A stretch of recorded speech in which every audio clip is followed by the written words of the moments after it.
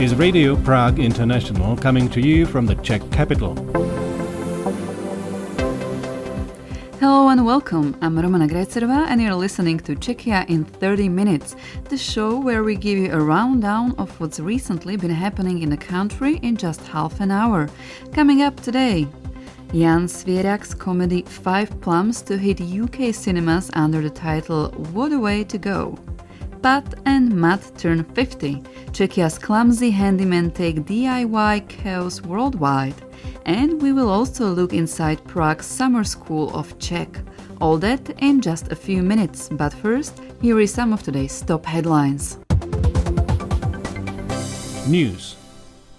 The renewed National Coalition Against Drought will be headed by Prime Minister Andrej Babiš. He said this today following a government meeting. According to Babiš, the coalition will include Agriculture Minister Martin Sebastian and Environment Minister Igor Červený. Representing the regions will be Richard Brabec, a former Environment Minister and the current governor of the Ústí nad Labem region. The coalition will hold its first meeting this afternoon.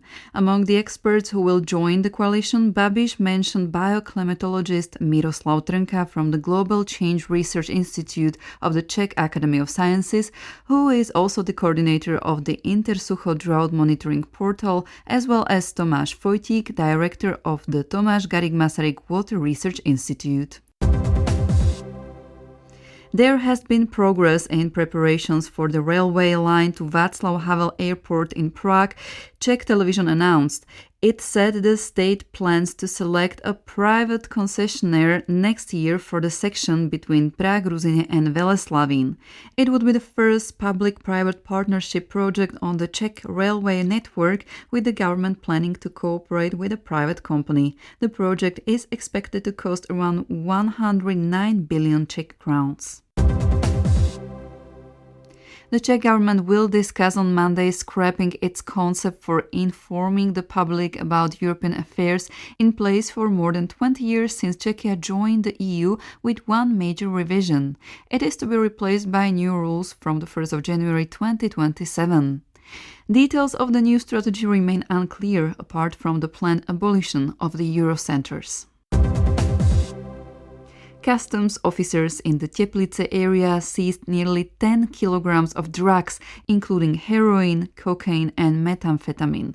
Working together with criminal investigators from the Ústí region, they detained 2 men. Both men were placed in custody and, if found guilty in court, they could face 5 to 12 years in prison, according to the police.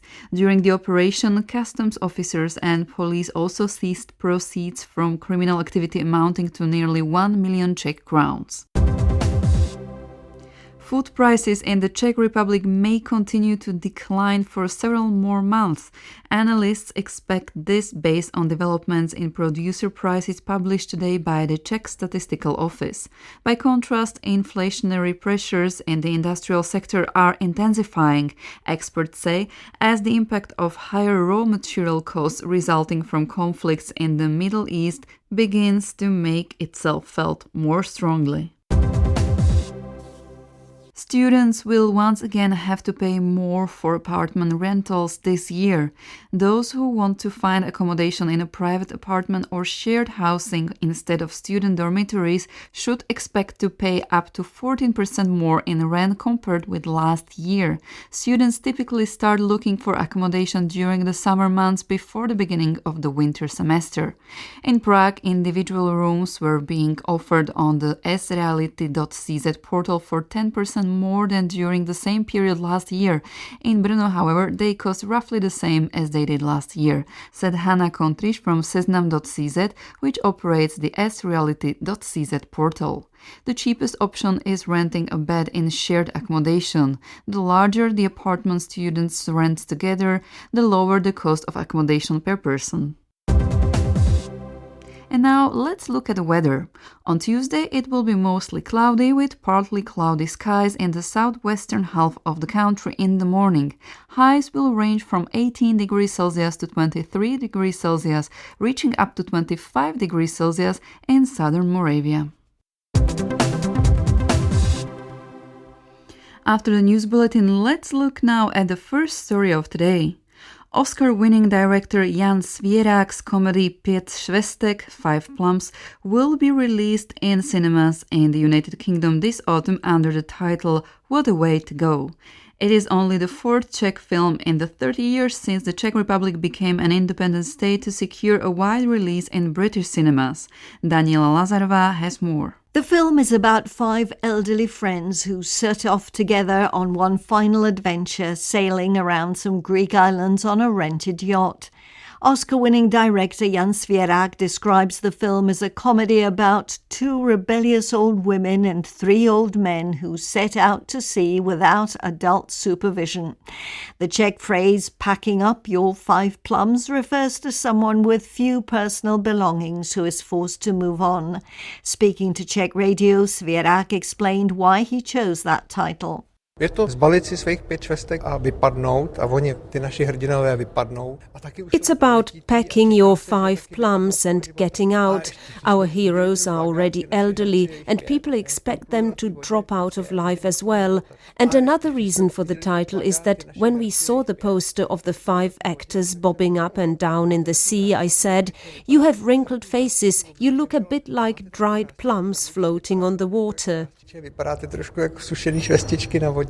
For the first time, Svěrák did not work with his father, the renowned Czech screenwriter and actor Zdeněk Svěrák, but with his own 2 sons. Ondřej worked as a sound engineer, while František was behind the camera. In the Czech Republic, the film proved hugely successful. Although primarily aimed at an older audience, the film has also attracted younger viewers, prompting bursts of laughter and applause during screenings. The film's universal theme was also confirmed by American actress and director Maggie Gyllenhaal, who appeared at this year's Karlovy Vary International Film Festival with her husband, actor Peter Sarsgaard. After viewing 5 Plums, she wrote to the producers that they had rarely laughed so much and been so moved as by this movie. The couple also offered to help promote 5 Plums among filmmakers in North America. In Britain, the film will be released under the title What a Way to Go and will be distributed by Picture House, which operates smaller cinemas and screens both mainstream and foreign language films. In the 30 years since the Czech Republic became an independent state, only 3 films have managed to find their way into British cinemas: Collier, Dark Blue World and I Served the King of England. Highlighting the film's qualities, the Czech Film and Television Academy recently selected 5 Plums as one of 5 films from which its members will choose the Czech candidate for the Academy Award for Best International Feature Film. Daniela Lazarova with that report. If these 2 stop-motion puppet characters get their hands on something, you can be pretty sure it will go wrong. Pat and Matt, Czechia's famously clumsy handymen, have been entertaining audiences for 5 decades, and their slapstick adventures have won fans around the world. Ruth Fraňková continues.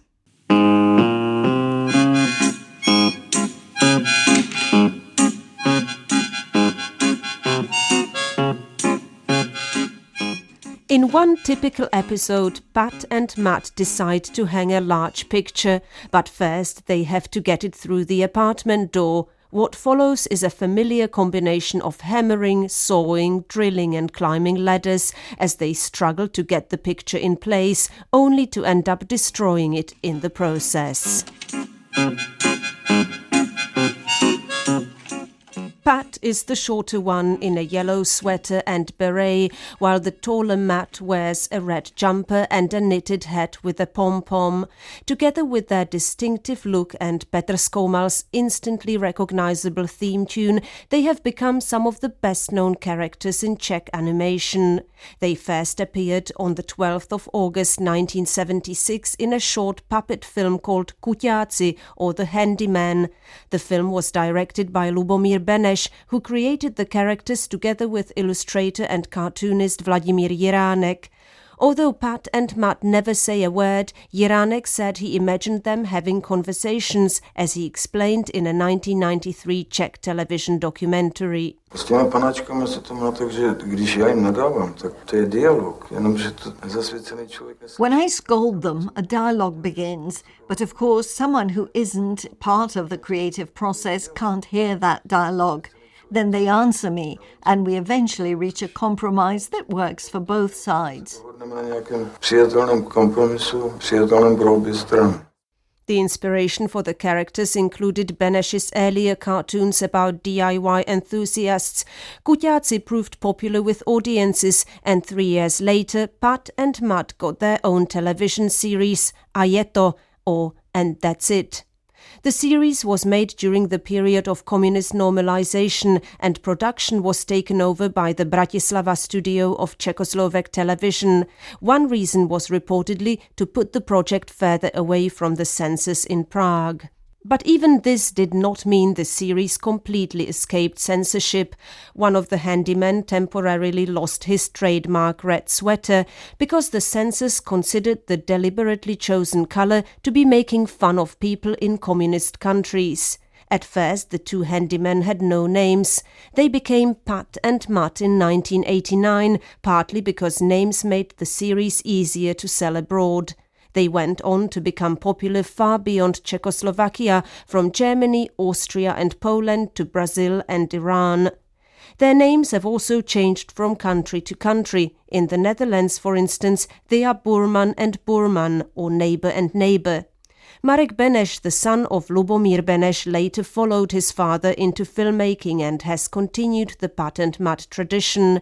In an interview with Czech radio 10 years ago, he recalled just how far the characters had travelled. Dokonce se dostalo do perštiny synonymum pro nešiky, že říkají...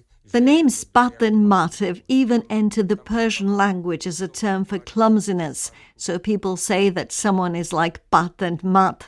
They are more popular there than the Czech Republic itself. Tam Pat a Matt jsou populárnější než Česká republika. Today, modern technology, including 3D printing, is used to make new episodes, but the basic formula remains much the same. Two optimistic handymen, a seemingly simple job, and an increasingly chaotic attempt to get it done. A new feature film called Pat and Matt, Back in the Countryside, will be released in Czech cinemas on the 8th of October. It is the 5th feature film made by Marek Beneš about the two famously accident-prone handymen. Ruth Franková with that report.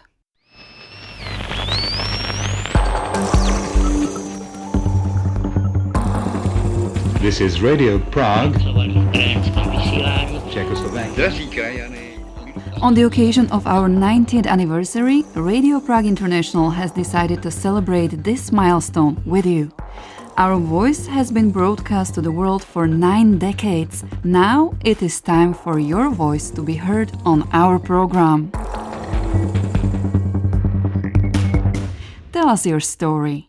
Why do you listen to Radio Prague International? Since when have you known Radio Prague International, and what does Radio Prague International mean to you today? And last but not least, choose one story from our archive and tell us why it resonated with you. And how to participate?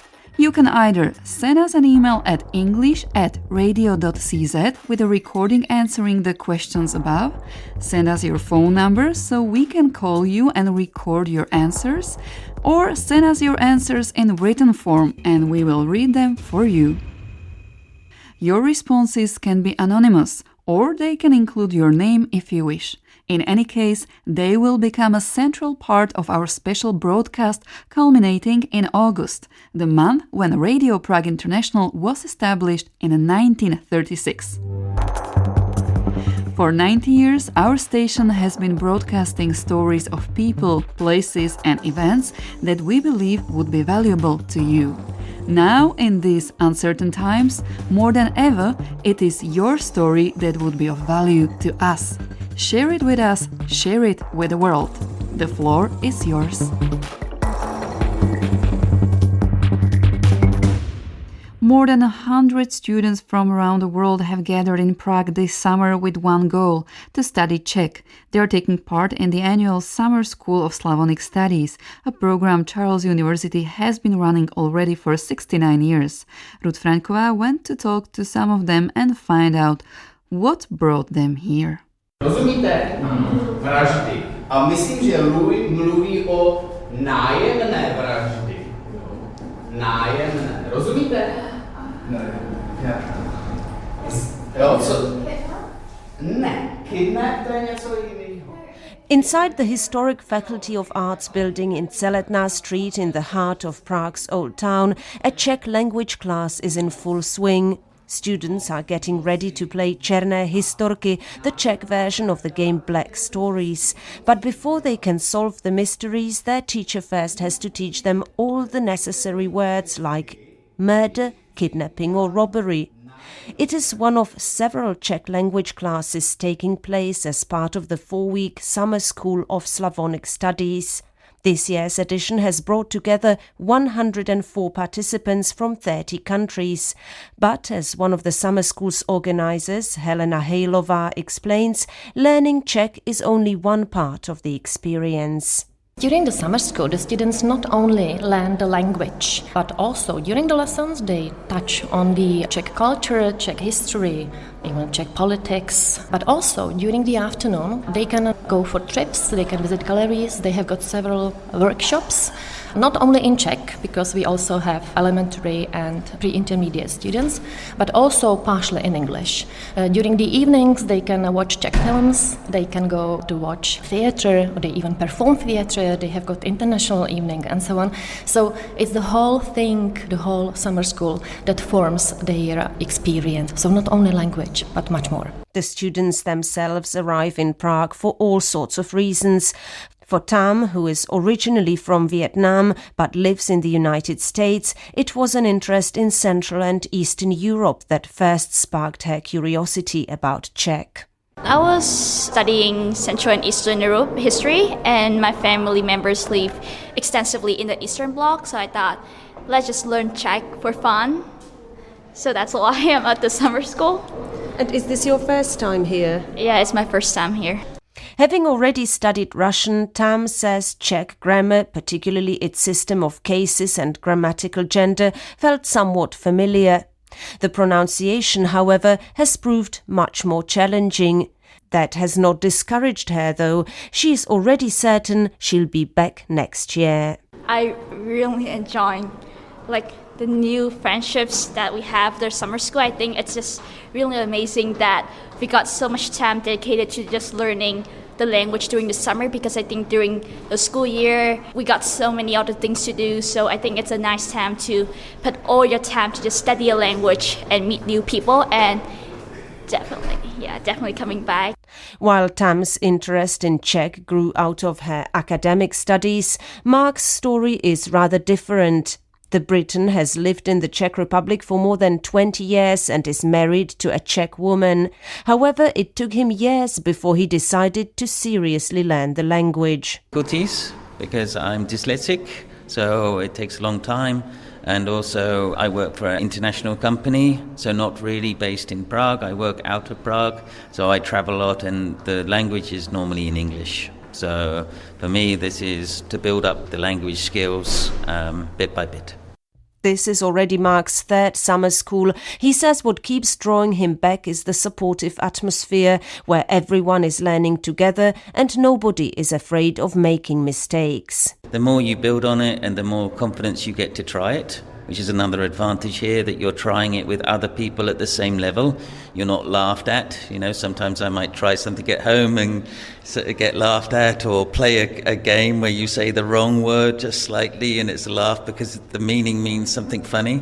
So when you're learning it here where everybody's at the same level, that really helps. Yeah. Bringing students from around the world to Prague every summer wouldn't be possible without considerable support. Many participants attend thanks to scholarships provided by the Czech Ministry of Education. Helena Hejlová explains how the program works. We have got 79 students this year who applied and received the scholarship, and the process starts in spring. And what they actually have to do, they have to apply via a website, and there is also cooperation between the Ministry of Education and the embassies, because it's actually the embassies who choose their nominees. The reasons for learning Czech can be surprisingly varied. For some from New Delhi, it all began with the music of Czech composer Antonín Dvořák. I started learning Czech because I was very interested in the culture. Originally, I played the violin a lot, and I heard Dvořák once from the New World, and I really enjoyed how he used the strings, the string instruments. So that got me interested in the language actually. So from there, first, I started with Russian. I learned it for 3 years, and then after that, I started learning Czech. But I'm also a finance major, so technically I'm a market analyst. So learning languages is sort of a hobby for me. As his interest in Czech culture grew, so did his fascination with the country's history. The history I find is very interesting of Czech Republic, specifically the modern history of the Velvet Revolution. I actually find a lot of similarities between what India faced and what Czech Republic faced. A lot of statements, for example, like Václav Havel, Láska, Pravda, Musí, Zvítězit nad lidí a nenávistí. I think that something very similar was said by Mahatma Gandhi in India as well. I relate with the culture a lot. Sam says history is not the only thing he has taken away from his time in Prague. Equally as important are the new friendships he made. I think it's like every time the students from the summer school go out for drinks or for food, it's like the start of a classic joke. For example, it just goes like a Polish guy, a Vietnamese, a British, and an Indian walk into a bar. That's every time it's there. So I really enjoyed it quite a lot here. For many participants, it's those friendships and shared experiences that become just as important as the language itself. According to Helena Hejlová, that's also what keeps students coming back year after year. I would like to say it's the spell of the summer school, because once you try it, you actually want to come back. You want to experience it for the second time or third time or fifth time. Because as I said, it's not only the language, it's also the culture, it's also the magic of Prague, but it's also the magic of people. Like international students from 30 countries, also very welcoming and very experienced teachers. Even our teachers team, we have got the same people, so they actually meet their teachers again and again, and they want to spend time with them and with us. For Miles from California, the Summer School of Slavonic Studies offered something more than a chance to improve his Czech. It was an opportunity to reconnect with his family roots. His mother was born in Prague and emigrated to the United States in 1968, but Czech was never spoken at home. My mother was born here in Prague. She is half Czech, half Slovak. She left the Czech Republic in 1968 and had to emigrate over to the US. And there's a lot of heritage and cultural things, so I'm trying to connect back with my family. My grandmother died when I was young, so I didn't quite get to speak Czech. And this is my opportunity to learn and speak Czech and just get the cultural experience of being in Prague for a month. Like many of his classmates, Miles says Czech grammar has proved to be the biggest challenge. English is not very easy, but there's one word to describe something, and in Czech there's 6 or 7 and different conjugations of those words. So the memorization of everything was a little challenging, but as long as you write it down and practice, it's not too hard. He has, however, already found a favorite Czech word. Smrzlina, ice cream. It's hard to hate ice cream, and so smrzlina it's a fun word. It's also challenging to say. So anytime you see an ice cream shop, oh, smrzlina. So it's a fun word and it's a tasty treat. So what started for Miles as a chance to reconnect with his Czech roots has ended with a life-changing decision. I am trying to speak Czech with my mom, and now I have decided to make the move since she was born here. I have Czech citizenship, so I bought a one-way ticket and have decided to move here to Prague. So I will force myself to learn the language. So after ending these summer studies, you are not going back to the US? That is correct. Only one way from Oakland to Prague, no tickets home. So I will have to figure it out and learn on the go. Ruth Franková with that report. Brno's unique language variety known as Hantec has been added to the South Moravian region's list of traditional folk culture. It developed among the city's lower classes in the 19th century and has survived in some everyday expressions. Its promoters now hope to have it recognized at national level and eventually by UNESCO. Ruth Franková has more. Hantec is a distinctive form of speech that emerged among Brno's working classes in the 19th and early 20th centuries. It grew out of a local Czech dialect and German, with words also borrowed from Italian, Romani and Yiddish. Although Hantec is no longer spoken in its original form, some of its best-known expressions have survived in everyday Brno Czech, including šalina, which means tram, and čurina, another word for fun.